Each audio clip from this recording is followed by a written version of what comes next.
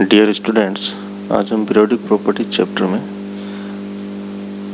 Ionization energy का जो periodic table में ट्रेंड होता है उसके बारे में हम चर्चा करेंगे। तो जनरली हम ट्रेंड की बात करें तो हम इसको जो एटॉमिक रेडियाई है उसके बेसिस पे इसको एक्सप्लेन किया जा सकता है, लेकिन इसमें कई बहुत सारे एक्सेप्शंस केसेस आते हैं जिनको हम पर्टिकुलर किसी रीज़न के द्वारा हम इसको एक्सप्लेन करते हैं। जनरल ट्रेंड की यदि हम बात करें तो सबसे पहले हम बात करते हैं कि ग्रुप में, वर्ग में, तो हम जानते हैं कि वर्ग में ऊपर से नीचे की ओर चलने पर परमाणु का आकार है वो बढ़ता चला जाता है। तो परमाणु का आकार जब बढ़ता है तो नाभिक के आकर्षण बल और इलेक्ट्रॉन के बीच की जो म्यूचुअल जो अट्रैक्शन है वो कम होता चला जाता है। हम कह सकते हैं कि ऊपर से नीचे की ओर चलने पर या परमाणु आकार बढ़ने के साथ साथ आयन ऊर्जा के मान कम होते चले जाते हैं। और जनरली हम बात करें कि जो रिप्रेजेंटेटिव एलिमेंट्स हैं, प्रतिनिधि तत्व होते हैं, उनमें जो आयन ऊर्जा में जो कमी आती है, एक दो यदि हम सक्सेसिव मैनर में यदि एलिमेंट्स को कंपेयर करें तो ये कमी बहुत ज़्यादा होती है स्टार्ट के जो एलिमेंट्स होते हैं उनके बीच में, लेकिन बाद वाले जो हैवी मेटल्स होते हैं या हैवी एलिमेंट्स होते हैं उनके रिस्पेक्ट में ये कमी कम होती है। और इसका कारण ये होता है कि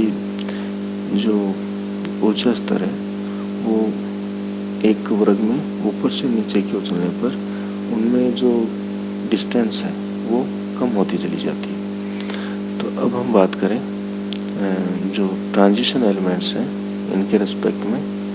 तो हम देखते हैं कि जो ट्रांजिशन एलिमेंट्स होते हैं इनमें एक ग्रुप में जो सीक्वेंस होता है परमाणु के आकार बढ़ने का, तो फर्स्ट ट्रांजिशन सीरीज का जो एलिमेंट है और जो सेकंड ट्रांजिशन सीरीज का एलिमेंट है, एक ही ग्रुप के एलिमेंट की बात कर रहे हैं हम, तो यहाँ पर हम देखते हैं कि फर्स्ट से सेकंड ट्रांजिशन सीरीज का एलिमेंट है वो साइज में बड़ा होता है। सेकंड का जो एलिमेंट है उसका एटॉमिक साइज फर्स्ट वाले की तुलना में बड़ा होता है। लेकिन फर्स्ट और सेकंड और थर्ड की यदि हम बात करें तो थर्ड ट्रांजिशन सीरीज का जो एलिमेंट है एक ग्रुप में वो अपने से ठीक ऊपर सेकंड ट्रांजिशन सीरीज के एलिमेंट के बराबर होता है। उसका परमाणु का आकार लगभग समान होता है। और इसका जो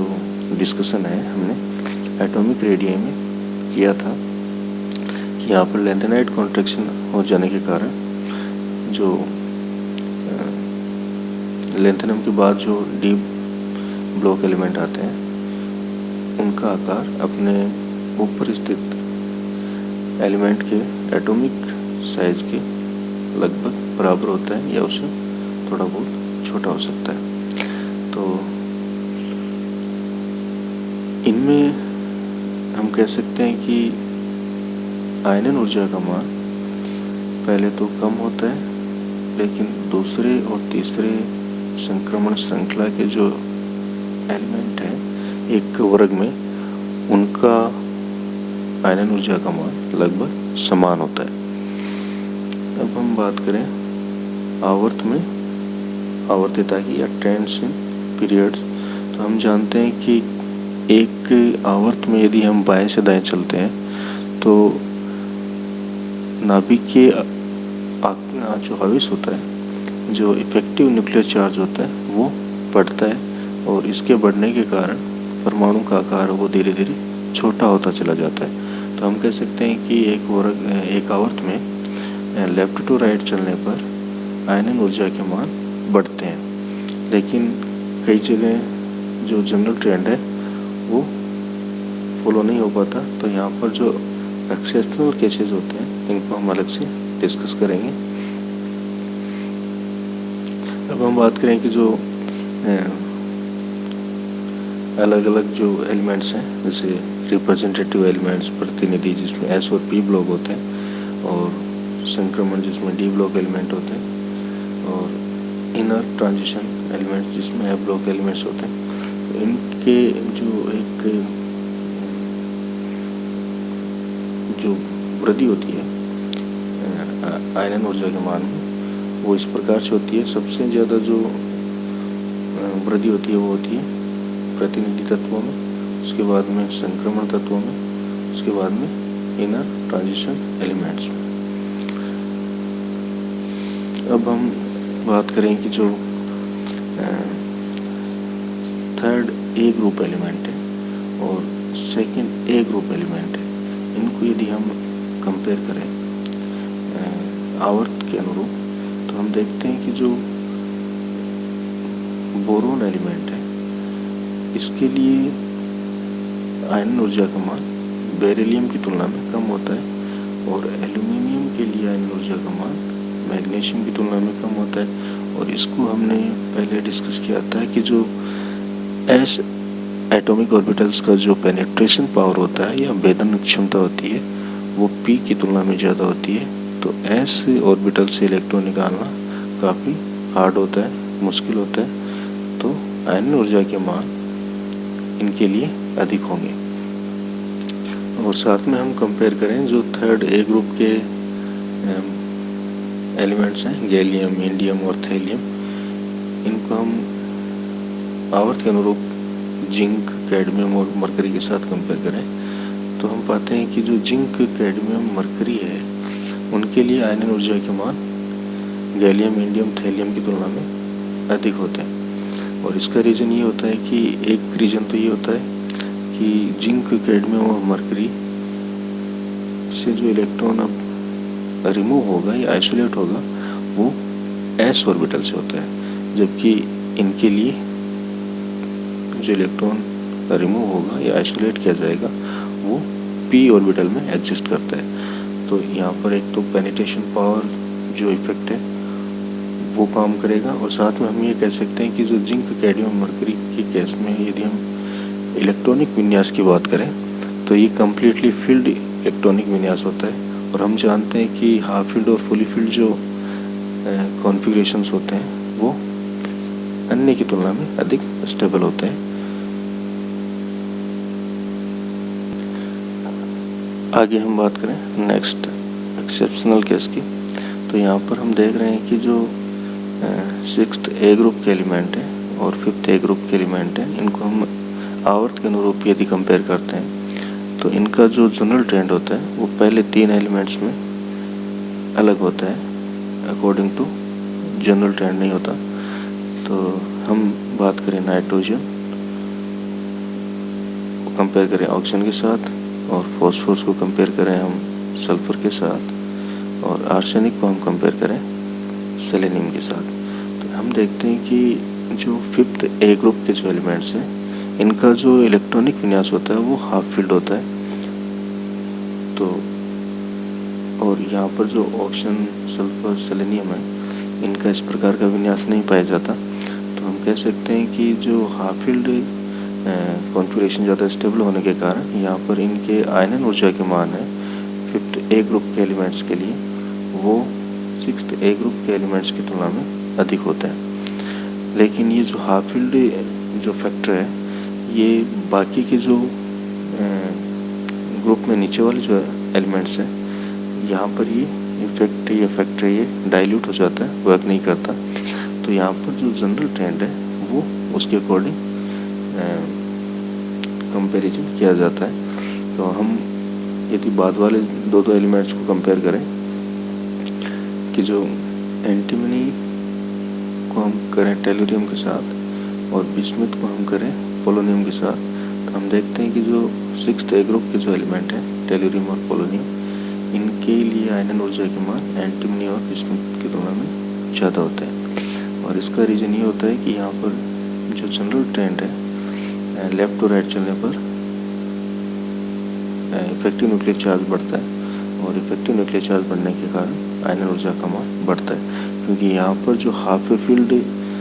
जो फैक्टर था, स्टेबिलिटी फैक्टर था, वो यहाँ पर वर्क नहीं करता। अब हम बात करें जो ट्रांजिशन एलिमेंट्स होते हैं, तो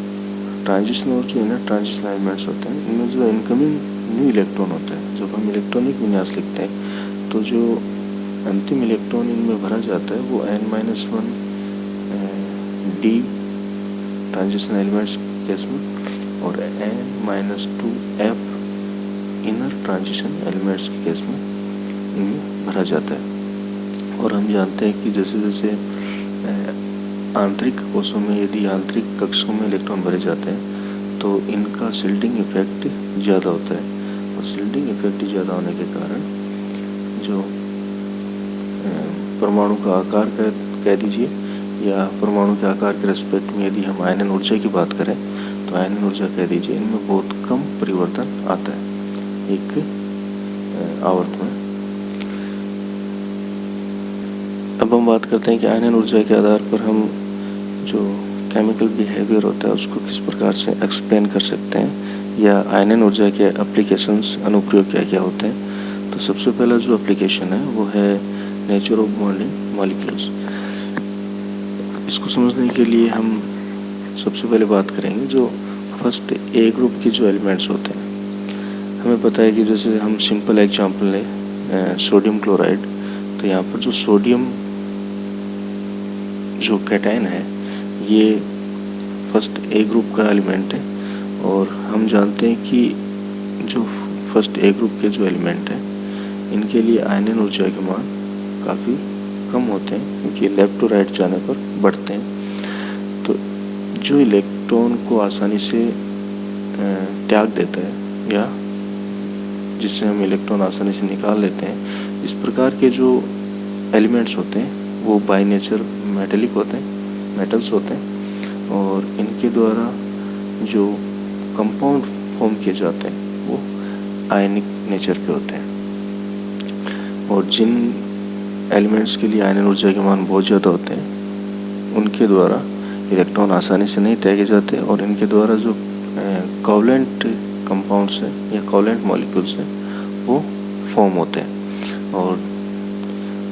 जिनके लिए आयनन ऊर्जा के मान बहुत ज़्यादा होते हैं इनको हम अधातु या नॉन मेटल्स भी कहते हैं। अब हम बात करें ऑक्सीडेशन स्टेट की कि कौन सी ऑक्सीडेशन स्टेट है वो अधिक स्टेबल होगी। हम बात करेंगे कि सोडियम जो कैटायन है, जब सोडियम से सोडियम कैटायन फॉर्म होता है तो एक इलेक्ट्रॉन और निकालने के बाद सोडियम 2+ कैटायन बनता है। तो यहाँ पर 1+ और 2+ में से हम यदि कंपेयर करें कि कौन सी ऑक्सीडेशन स्टेट ज़्यादा स्टेबल होगी, तो इसके लिए एक 2 रूल दिए गए हैं कि यदि 2 क्रमिक आयनन ऊर्जाओं का अंतर यदि 1500 किलो जूल मोल पर मोल या अधिक है तो जो लोअर ऑक्सीडेशन स्टेट है या निम्न ऑक्सीडेशन स्टेट है वो ज़्यादा स्टेबल होती है। हम यहाँ पर बात करें सोडियम की प्रथम और द्वितीय आयनन ऊर्जाओं का अंतर, तो ये लगभग 4000 किलो जूल प्रति मोल होता है। ये वैल्यू है, ये 1500 किलो जूल पर मोल से अधिक है। तो हम कह सकते हैं कि यहाँ पर जो निम्न ऑक्सीकरण अवस्था है जिसको हम Na+1 के नाम से जानते हैं वो ज़्यादा स्टेबल होगी, न कि Na2+। और यहाँ पर हम बात करें मैग्नीशियम के केस में, तो इसमें I2 और I3 में जो अंतर होता है वो 6000 किलो जूल प्रति मोल होता है। तो हम कह सकते हैं कि जो लोअर जो ऑक्सीडेशन स्टेट है वो ज़्यादा स्टेबल होगी और वो होती है Mg2+। अब हम दूसरे रूल की बात करें तो यदि 2 आयनन ऊर्जाओं का अंतर अधिक नहीं हो और ये लगभग 1050 किलो जूल प्रति मोल से कम हो तो जो उच्चतर ऑक्सीकरण अवस्था है वो ज़्यादा स्टेबल होती है। हम मैग्नीशियम के रिस्पेक्ट में यदि बात करें तो फर्स्ट और सेकेंड आयनन ऊर्जाओं के मानों में अंतर 700 किलो जूल प्रति मोल होता है और ये वैल्यू 1050 किलो जूल प्रति मोल से कम है। तो हम कह सकते हैं कि जो उच्च ऑक्सीकरण अवस्था है मैग्नीशियम 2+ वो ज़्यादा स्टेबल होती है। अब हम बात करें कि जो हाइड्रोक्साइड होते हैं वो एसिडिक नेचर के होंगे या बेसिक नेचर के होंगे, तो इसको भी हम आयनन ऊर्जा के मानों के आधार पर एक्सप्लेन कर सकते हैं। यहाँ पर जो AOH है और एक AOH है, इसमें जो इनका एक हम बात करें कि जो OH है वो दोनों में कॉमन है, लेकिन एक स्पीशीज ऐसी होती है कि जो हाइड्रोक्साइड आयन त्यागती है और एक स्पीशीज ऐसी होती है जो कि प्रोटॉन त्यागती है। तो ये डिपेंड किस पे करता है, जो A है यहाँ पर जो एलिमेंट है इसकी आयनिक ऊर्जा पर ये डिपेंड करता है कि ये OH त्यागेगा या H त्यागेगा। तो जिनके लिए आयनिक ऊर्जा के मान कम होते हैं उन एलिमेंट्स के द्वारा इलेक्ट्रॉन है वो आसानी से डोनेट कर दिया जाता है। तो ये OH ग्रुप है वो हाइड्रोक्साइड की फॉर्म में रिलीज कर दिया जाता है। तो इस प्रकार के जो एलिमेंट होते हैं OH से जुड़े होते हैं, इनको हम चूँकि ये OH माइनस रिलीज कर रहा है तो इनको हम बेसिक बोलते हैं, बेसिक नेचर के बोलते हैं, बेसेस बोलते हैं, क्षार। और जब किसी कंपाउंड के द्वारा जो AOH है, यदि इसमें से जो A जो एलिमेंट है इसकी यदि आयनिक ऊर्जा के मान को हम कंपेयर करें तो इस वाले केस से बहुत ज़्यादा हो तो यहाँ पर इलेक्ट्रॉन है वो डोनेट नहीं किया जाता। तो इस केस में इनके द्वारा इलेक्ट्रॉन है वो जो एक्सेप्ट करने की टेंडेंसी पाई जाती है इनमें। तो यहाँ पर एक्सेप्ट करने का जो OH बॉन्ड है ये काफ़ी वीक हो जाता है और इसमें H है वो H+ की फॉर्म में रिलीज कर दिया जाता है। तो इसको हम बोलेंगे एसिड। और आयनिक ऊर्जा के मान के आधार पर हम इनको बहुत ही अच्छे से एक्सप्लेन कर सकते हैं। फर्दर हम बात करें मेटेलिक करैक्टर की, तो हमने जो केमिकल बिहेवियर हम स्टडी कर रहे थे तो उस समय हमने चर्चा की थी कि जो एलिमेंट जिनके लिए आयनिक ऊर्जा के मान बहुत कम होते हैं उनमें इलेक्ट्रॉन त्यागने की प्रवृत्ति बहुत अधिक पाई जाती है। तो इस प्रकार के जो एलिमेंट होते हैं वो बाय नेचर मेटल होते हैं और जिनके लिए आयनिक ऊर्जा के मान बहुत ज़्यादा होते हैं और उनको हम अधातु के नाम से जानते हैं, नॉन मेटल्स। और हम ये भी कह सकते हैं कि जिन एलिमेंट्स के लिए आयनिक ऊर्जा के मान बहुत कम होते हैं उनकी रिएक्टिविटी या क्रियाशीलता बहुत ज़्यादा होती है। नेक्स्ट जो बिहेवियर है वो है अपचय गुण। तो आयनिक ऊर्जा के मान के आधार पर हम कह सकते हैं कि इस प्रकार के एलिमेंट जो आसानी से अपना इलेक्ट्रॉन रिएक्शन में डोनेट कर देते हैं या त्याग देते हैं, तो उन एलिमेंट्स को हम स्ट्रॉन्ग रिडक्टेंट के नाम से जानते हैं, प्रबल अपचय। ओके स्टूडेंट्स, आज के लिए इतना ही, बाकी हम नेक्स्ट वीडियो में डिस्कस करेंगे।